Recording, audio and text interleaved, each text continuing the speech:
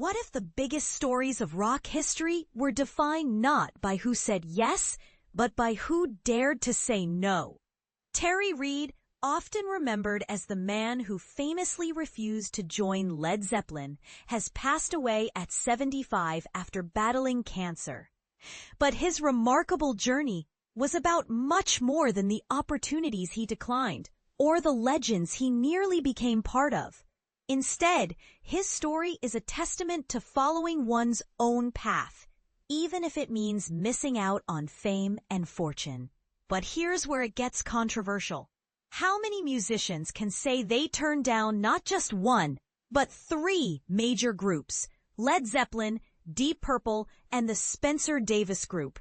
Let's be honest, most artists would leap at even a sniff of those chances. Does this make Reid reckless? Or, as some suggest, an unsung icon of artistic integrity? In his final extensive interview, Terry Reid opened up about his choices, legacy, and the personal code that drove him forward.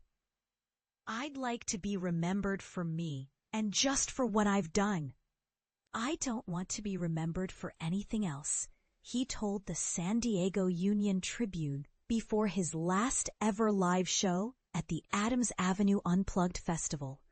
Despite his towering influence, he preferred to slip through the cracks. Never quite a household name, but an artist legends admired. Consider this: Aretha Franklin, Mick Jagger, and Jack White were die-hard fans. Johnny Depp even started making a documentary about him. And this is where most people miss the real story. Reid didn't just decline rock superstardom, he helped shape it.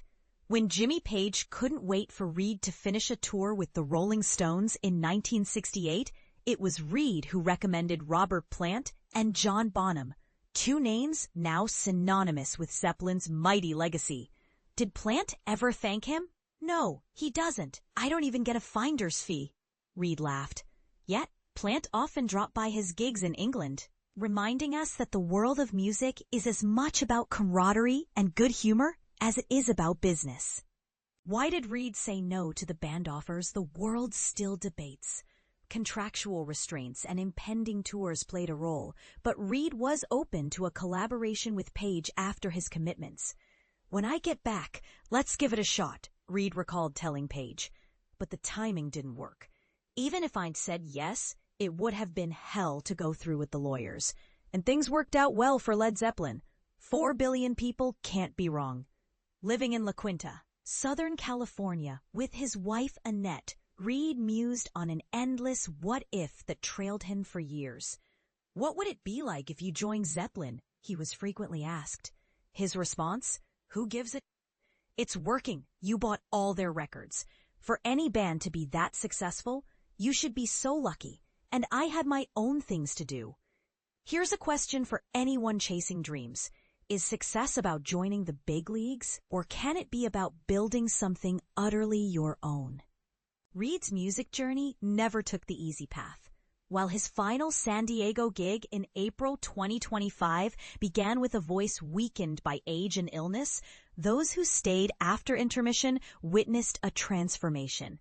His haunting version of the Rolling Stones' "Play with Fire" and an achingly beautiful cover of "Don't Worry Baby" turned a rocky final performance into a poignant, unforgettable farewell. "To work the way I work, I have to get the emotion of how I want the song to feel and the guitar accompaniment so that it looks natural when I'm performing it. If you're trying too hard, people are less likely to believe it," Reid explained, revealing the heart of his artistry, a relentless pursuit of authenticity. Going deeper, it seems the question has never been whether Terry Reid eluded fame or the other way around. He chose to trust his instincts, stepping away from massive commercial opportunities in favor of a fiercely personal body of work. Admirers ranging from Graham Nash to Jack White and Joe Perry highlight his restless creativity. His music, crossing genres from rock and folk to country, soul, jazz, and Brazilian, put him in a category of his own.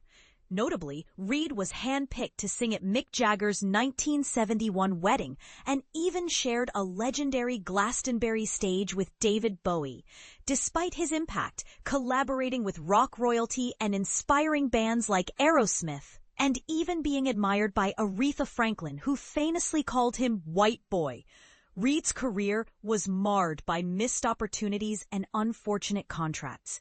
His now classic albums from the 1970s, River and Seed of Memory, have grown in stature, quietly influencing generations of musicians.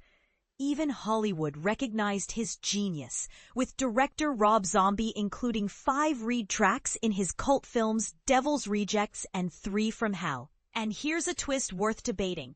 Would Led Zeppelin have become the cultural powerhouse it did if Reid had been the frontman? Could Deep Purple or Spencer Davis Group have taken different turns? Or was Reid's singular style too restless, too uncompromising to remain in any one band for long? Reid faced career sabotage more than once, not idealistic decisions, but bad management and record label apathy left albums like Seed of Memory almost invisible to the public for years. Astonishingly, even as labels collapsed and opportunities dried up, his work survived and ultimately garnered the critical attention it deserved decades later. But the revelations don't stop there. At jam nights in Los Angeles, he led bands joined by luminaries such as Keith Richards and Robert Plant, always pushing musical boundaries and even engaging in friendly sartorial rivalries with fellow musicians. Behind the scenes, he quietly wrote new material and began work on his memoir, determined to share his own story on his own terms. So what's the real measure of a musician? Is it the global fame that comes from joining a once-in-a-lifetime band? Or can it be found in the stubborn pursuit of your own creative vision, regardless of the consequences? Terry Reid's life asks us to reconsider what artistic success really means. Here's the controversial question for you. Was Terry Reid wise to stay true to himself, or did he miss the ultimate chance at stardom? Would Led Zeppelin, Deep Purple, or even the entire course of rock and roll history have been different if he'd said yes? We want to hear what you think. Share your take in the comments below. Is Reid a legend for what he rejected, or for everything he quietly built? Let the debate begin.